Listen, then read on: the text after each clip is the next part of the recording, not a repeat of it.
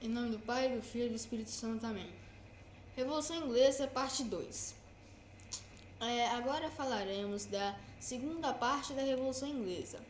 A Revolução Inglesa é o processo que antecede aquilo que vai se efetivar de forma global, como a Revolução Francesa. As chamadas Revoluções Inglesas, que na realidade elas compõem uma única revolução em duas partes. A primeira delas nós vimos no capítulo anterior, a chamada Revolução Puritana, que termina com a morte do rei Carlos I. E teremos um período de interregno, um período de estabilização.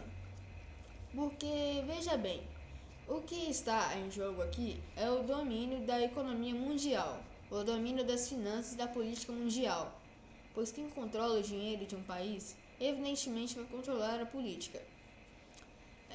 Então, quando se elimina gradativamente a influência da Igreja Católica, favorece o estado que estamos vendo hoje, ou seja, a consolidação do poder judaico da força internacional, a grande força oculta.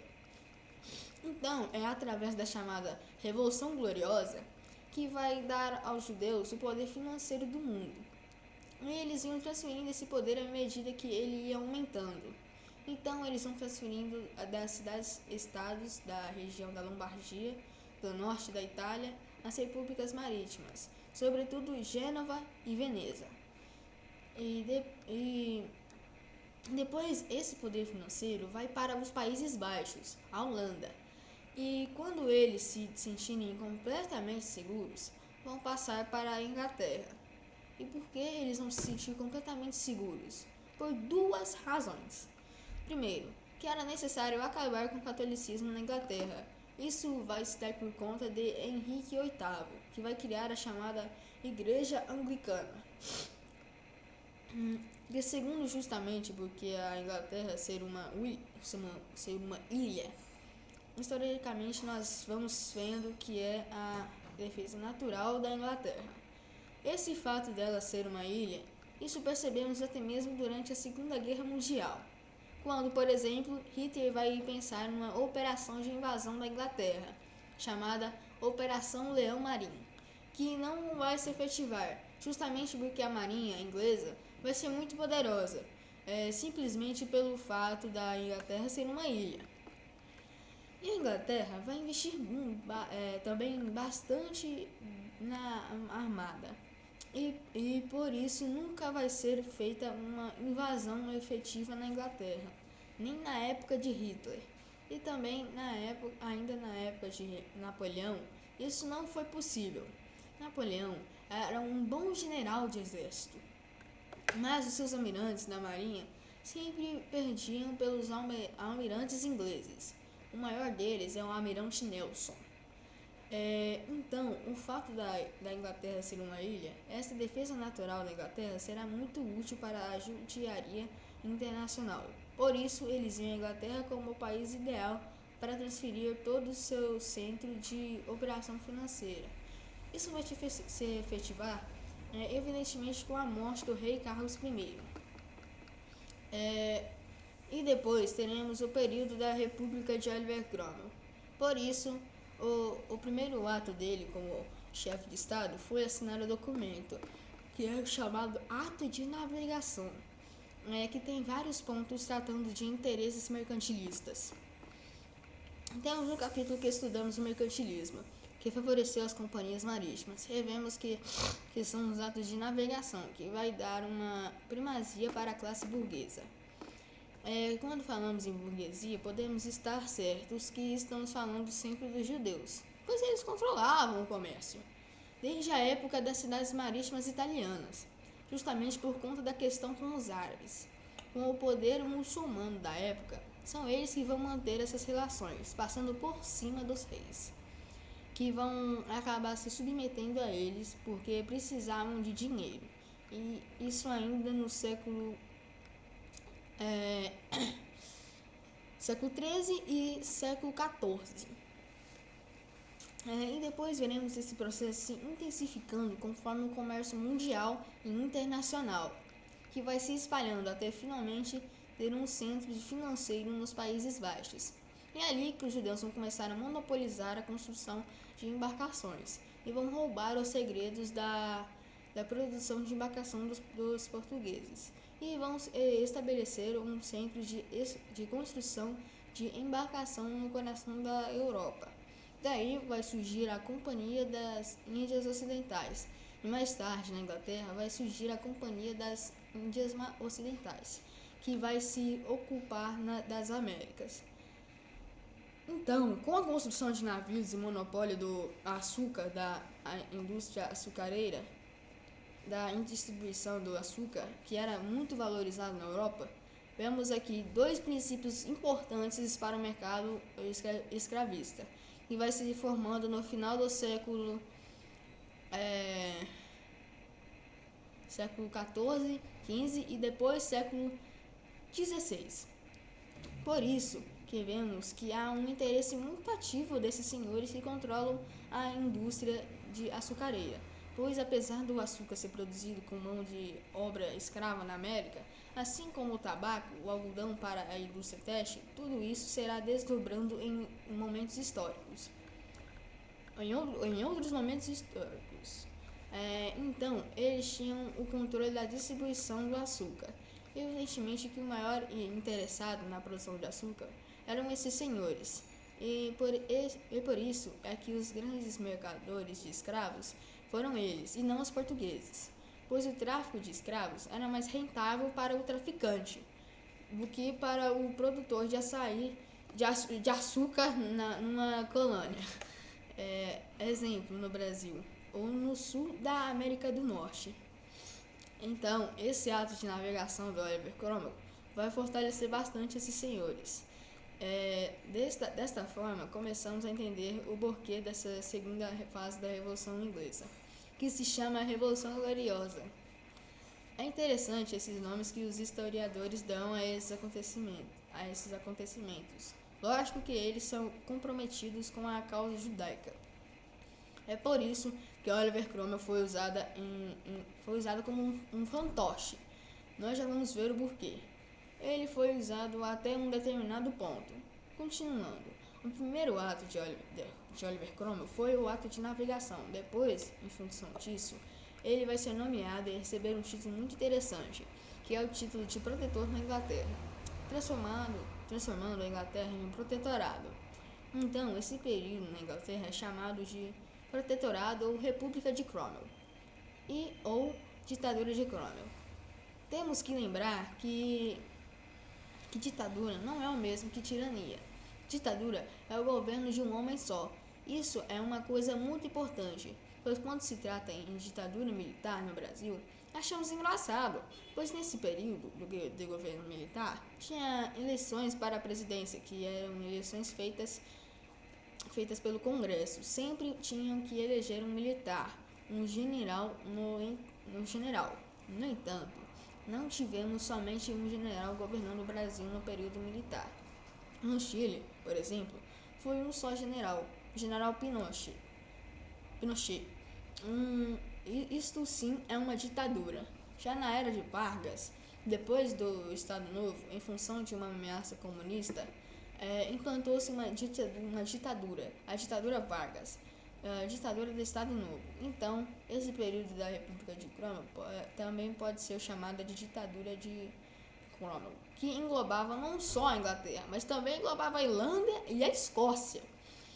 Bom, então seguindo adiante, em 1654, o Cromwell recebeu o título de protetor da Inglaterra e assinou o ato de navegação em 1651. Em 1653, ele recebe a recompensa disso, se torna o Lorde Protetor. E temos na Inglaterra o Parlamento e o Lorde Protetor, que devem governar juntos. É uma república. Afinal de contas, porém, em 1654, o Cromwell vai abolir o primeiro parlamento do protetorado. Então, essa aqui é a primeira vez que ele vai abolir o parlamento, pois ele favorecia muito os seus generais durante o seu governo. Ele tinha por objetivo estabelecer o seu governo para promover as reformas econômicas, que gradativamente iam transferindo o poder econômico do chefe de Estado. para essas forças ocultas, essas forças misteriosas que governavam nas sombras. Afinal de contas, o Cromwell bem sabia, pois provavelmente ele era um judeu e sabia para quem ele trabalhava. Então, o Cromwell dissolveu o primeiro parlamento protetorado em janeiro de 1655. Em setembro de 1656, ou seja, no ano seguinte, formou-se o segundo parlamento do protetorado. E em fevereiro de 1658, foi abolido o segundo parlamento. Agora, um dado interessante foi que quando o Cromwell assinou o ato de navegação em 1651, isso provocou uma guerra contra a Holanda, porque isso feriu diretamente os interesses de comerciantes holandeses. Holanda, os Países Baixos, que já estava sofrendo seu declínio, pois o seu poder financeiro está sendo retirado e passando para a Inglaterra. Então, vai haver uma reação contra isso. Mas depois, finalmente vai ser selada a paz, ainda no governo Cromwell em 1652. E finalmente ele vai acabar com essa guerra entre holandeses e ingleses. Uma outra coisa interessante também é que, evidentemente, essa guerra entre a Inglaterra e a Holanda, os judeus vão colocar todo o seu dinheiro a favor de Oliver Cromwell. Afinal de contas, nós já vimos no capítulo anterior que Cromwell tinha permitido que eles retornassem para a Inglaterra. Ou seja, 350 anos depois da expulsão deles, na época do rei Eduardo I, e com a retornada deles. Eles vão dar dinheiro para Oliver Cromwell e vão retirando gradativamente o capital da Holanda e transferindo para a Inglaterra. Uma vez cumprido esse objetivo, Cromwell tornou-se desnecessário. Não era mais necessário o governo dele. Então, muito provavelmente, ele acabou morrendo por negligência médica. Ele tinha sido infectado pela malária. Os médicos dele sabiam e tratavam mal a doença. Negligenciavam e tal, para que ele morresse dessa enfermidade, que é o que vai acabar acontecendo. Isso é uma suspeita dos historiadores. Vale lembrar que o Cromwell, ele com esse ato de navegação, ele vai simplesmente dar poder para os judeus. Eles vão exercer esse poder através do parlamento dos protestantes, que controlam toda a vida econômica agora da Inglaterra, e vão destruindo gradativamente aquelas relações feudais que ainda existiam. Então, a Inglaterra vai ser o primeiro país que vai abolir completamente as relações feudais, que eram relações saudáveis que haviam. Irá abolir e vai dar extremo poder para os burgueses, para os comerciantes, a tal ponto que o rei vai ficar submetido a eles. Esse cenário é que vai favorecer mais adiante, já no século XVIII, a Revolução Industrial. Então, é muito importante compreender esse processo de Revolução Inglesa para entender depois por que ocorreu a chamada Revolução Industrial. Uma vez que os judeus já dominavam o comércio e também já haviam sido abolidas as relações feudais e as relações religiosas, na verdadeira religião com o povo inglês, com o protestantismo. E o protestantismo calvinista é subserviente ao poder judaico internacional, diferente do protestantismo luterano. E é isso que vai fazer com que esses senhores se empenhem em produzir novas fontes de energia. Então, toda essa história que fala que a igreja é culpada de tudo e tal, mas na hora de falar que, por exemplo, da crise que vivemos hoje, a crise ecológica, que eles tanto gostam de falar, eles se esquecem da Revolução Industrial e dessa mentalidade calvinista. Bom, então, Oliver Cromwell morre em setembro de 1658 e é sucedido pelo seu filho Richard Cromwell, e que era muito fraco, que foi colocado ali somente para fazer a transição. Não durou nenhum ano no governo dele. O parlamento pegou de volta o poder. Então, ele foi colocado ali para fechar, para um buraco, e fazer uma transição para que os nossos inimigos, para que os nossos inimigos que não gostam de aparecer, não gostam que fique claro quem são eles, quem estão por trás das ações. Então, nesse momento aqui, foi muito conveniente fazer uma transição que parecesse uma transição legítima. Na realidade, nada disso aqui foi legítimo. Nós já vimos que a morte do rei Carlos I foi um ato criminoso, constituído por um golpe de Estado de Oliver Cromwell e de seus agentes ocultos. Agora vamos passar para a segunda fase dessa revolução, a chamada Revolução Gloriosa. Então, Richard Cromwell vai governar durante um período que não vai durar um ano e vai abdicar do seu poder em favor do parlamento. E a Inglaterra retornou à monarquia, mas fazendo uma restauração da forma que os parlamentares gostam de fazer, ou seja, o rei já não tem mais o poder que tinha e era submetido à autoridade parlamentar. E quem vai assumir será da dinastia Stuart, o filho do Carlos I, que tinha morrido decapitado. Então nós vamos ter aqui um governo de restauração monárquica, mas de forma bastante diminuída, com Carlos II. Ele vai ceder parte da sua autoridade real. Será mais ou menos um rei para estabilizar, para que o povo também não fique muito desconfiado de que, na realidade, o que está havendo aqui é uma transferência de poder, e isso fará acalmar os ânimos. E Carlos II será rei da Inglaterra até a sua morte. Bom, depois da morte do rei Carlos II, que faleceu em 1685, quem vai se tornar o rei da Inglaterra será o irmão dele, o Jaime II. E aqui irá ter um problema, pois o Jaime II era católico e queria voltar ao catolicismo na Inglaterra. Quando o Jaime II teve um filho homem, que seria seu herdeiro, provavelmente seria o Jaime III, né? Então, isso para as forças ocultas, essa possibilidade de voltar ao catolicismo na Inglaterra era inadmissível, né? Isso, para eles, foi o ponto de ruptura total. O parlamento inglês era composto de títeres, marionetes dessas forças ocultas. Então, eles começaram a fazer pressão no rei, entendeu? E para piorar a situação, o rei Jaime II teve duas filhas. E uma delas era Mary Stuart, que teve uma formação completamente puritana. Ela foi educada protestante puritana. E vai praticamente dar um golpe no próprio pai, pois ela foi cooptada por essas forças. E o parlamento inglês era basicamente formado por dois partidos. Um partido chamado Whig Party, que era um partido formado pelos presbiterianos. O presbiterianismo é aquela versão calvinista na Escócia. E a versão calvinista na Inglaterra é chamada de puritanos. Nesse partido, Whig Party, eram liberais, que irão existir durante bastante tempo na Inglaterra, até a Primeira Guerra Mundial. E tinha o Partido Conservador, que era o Tory, que subsistiu na Inglaterra. Talvez seja o partido que tem na Inglaterra hoje. Veja bem, todo movimento revolucionário, ele parte de uma ação muito severa.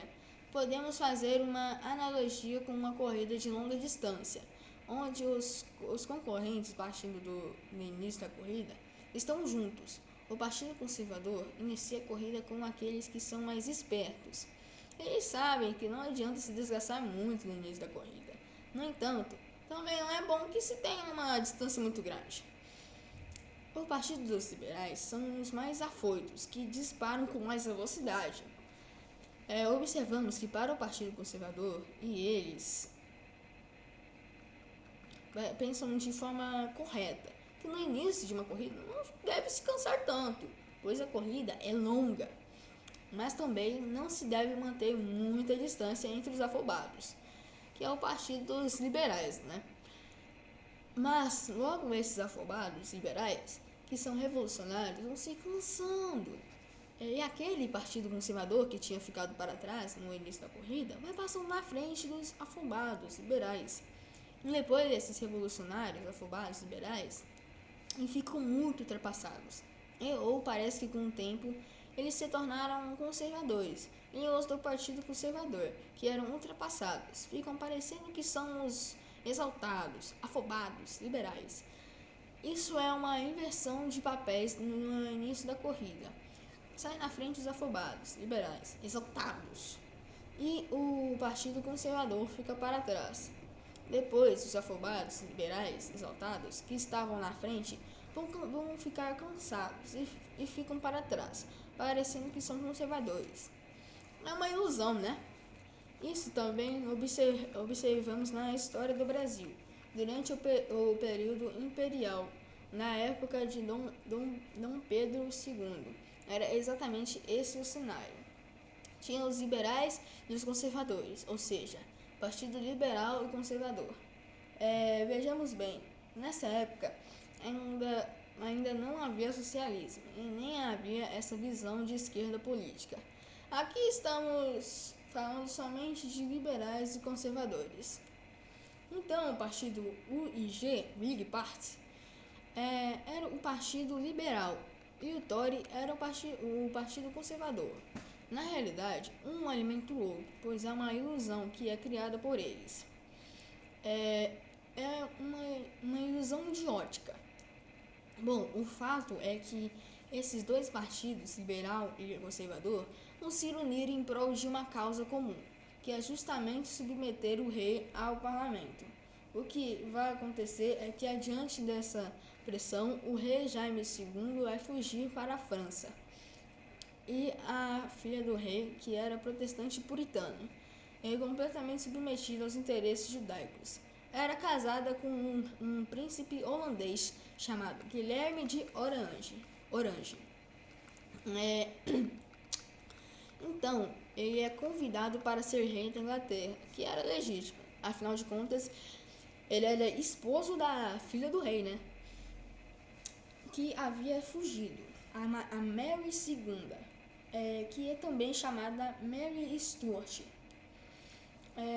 Quando Guilherme de Orange chega na Inglaterra, ele vai receber um documento para assinar, junto com a esposa dele, que mais tarde vai se tornar uma lei. Ele assina uma petição chamada Bill of Rights, petição de direitos. Solenemente, Guilherme de Orange e Mary Stuart assina isso antes de ser rei da Inglaterra. E depois o parlamento vai usar esse documento, pois evidentemente com isso ele abriu mão do seu poder, transferindo o poder real, o poder dos reis, para o parlamento.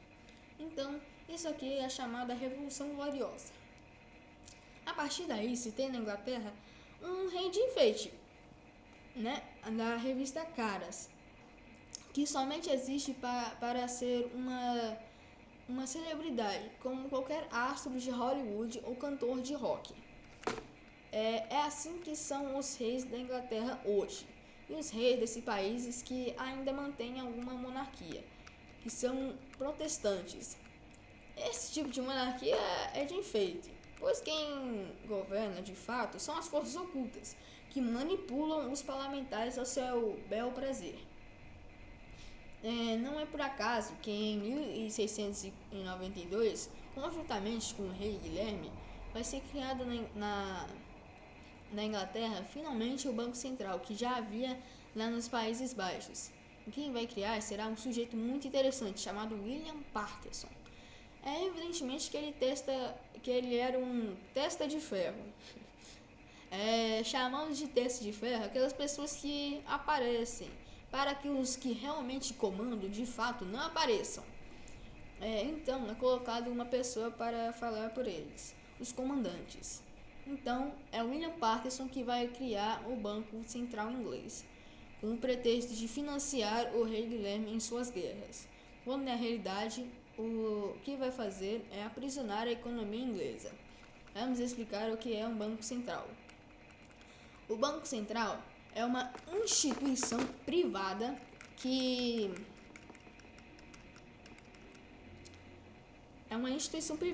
Ela não pertence ao governo, não pertence ao país, não pertence ao povo. A quem ela pertence? Quem é que controla? Nesse caso aqui, quem vai controlar é o Banco Central, vai ser a família Rothschild. E o que vai acontecer? Que tipo de poder tem o Banco Central? O Banco Central imprime o papel moeda. Ele tem o poder de imprimir o papel moeda sem interferência do rei ou do chefe de Estado. O que acontece na realidade é uma cadeia. Um banco de menor porte vive à base da usura. Então, esse local, os bancos, que era para ser um lugar seguro para guardar dinheiro depositado pelos seus correntistas, usa esse dinheiro dos correntistas para emprestar para terceiros, cobrando juros. Quando um chefe de Estado precisa de dinheiro seguro para ele, este vai recorrer a empréstimos. E se o banco de pequeno porte não dispõe, nos seus cofres, para emprestar para um país e tal, o rei ou o chefe de Estado recorre ao Banco Central e este não tem o menor problema de emprestar dinheiro, na quantidade que seja, pois é o Banco Central que fabrica o dinheiro. Onde? Então, o Banco Central, quem não sabemos quem controla, a quem pertence, empresta esse dinheiro fabricado do nada para os bancos de pequeno porte e ou diretamente para o governo. E com isso, os governos não controlam mais a economia de seus países. Eles passam a ser um devedor desse sistema, sempre endividado, e uma dívida sempre crescente. Então, o governo se torna refém do seu próprio Banco Central. Uma coisa interessante sobre o Banco Central do Brasil, por exemplo, muita gente fala que o golpe militar de 1964 acabou com o comunismo. Foi uma coisa excelente, mas na realidade não é bem assim, porque o primeiro ato do governo militar do Castelo Branco, já em dezembro de 1964, foi instituir no Brasil o Banco Central. Então, quem controla o comunismo no Brasil são os bancos. Por isso, não foi preciso em nosso país passar pelo comunismo naquele tempo, porque tinha o Banco Central para controlar a economia do Brasil. Dessa forma, vemos como é a história se não entendermos esses viés dos inimigos de Cristo. Não conseguiremos entender a história e ficaremos navegando para lá e para aqui, como uma folha ao vento, e uma hora aderimos a uma vertente, depois vamos para a outra. Em história precisamos ter um norte correto, ter uma bússola para nos orientar nesse mar de confusão.